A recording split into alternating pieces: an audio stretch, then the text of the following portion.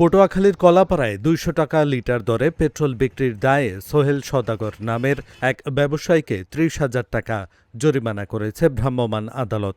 গতকাল রাতে গোপন সংবাদের ভিত্তিতে উপজেলার লালুয়া ইউনিয়নের বানাতি বাজারে অভিযান চালিয়ে এ জরিমানা আদায় করেন নির্বাহী ম্যাজিস্ট্রেট ও উপজেলা সহকারী কমিশনার ইয়াসিন সাদেক।